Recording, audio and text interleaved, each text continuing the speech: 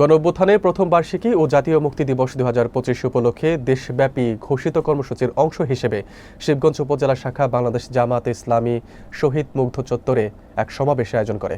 বিস্তারিত থাকছে ডেস্ক রিপোর্টে। মঙ্গলবার আয়োজিত এই সমাবেশে সভাপতিত্ব করেন উপজেলা জামায়াতের আমির অধ্যাপক মাওলানা আসারউদ্দিন। প্রধান অতিথির বক্তব্য দেন বগুড়া জেলা জামায়াতের কেন্দ্রীয় মজলিসে শুরা সদস্য ও সহকারী সেক্রেটারি অধ্যাপক মাওলানা আব্দুল বাসেত। বিশেষ অতিথি হিসেবে বক্তব্য রাখেন বগুড়া ২ আসনের সাবেক সংসদ সদস্য মাওলানা শাহাদুজ্জামান। এছাড়াও উপস্থিত ছিলেন পৌর জামায়াতের আমির শিহাবুদ্দিন, সাধারণ সম্পাদক মাসুদুর রহমান চৌধুরী, নায়েবে আমির একরাম হোসেন বাবু ও অন্যান্য নেতৃবৃন্দ।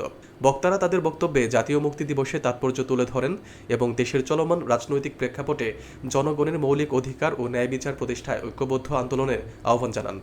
সমাবেশ শেষে একটি বিশাল মিছিল বের হয়ে পৌর শহরের প্রধান প্রধান সড়ক প্রদক্ষিণ করে। এতে বিপুল সংখ্যক নেতাকর্মী অংশগ্রহণ করেন। ৫ই আগস্ট গণঅভ্যুত্থান এবং জনতার বিজয়ের মহৎ অনুষ্ঠানে আজকে ১ বছর পূর্তি হতে যাচ্ছে। এই অনুষ্ঠানের সম্মানিত সভাপতি, সম্মানিত প্রধান অতিথি, এই দেশটাকে একটা ইসলামী রাষ্ট্র হিসেবে গড়ে তুলি।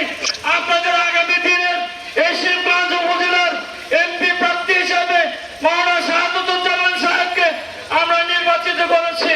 আপনার প্রত্যেকটা জায়গায়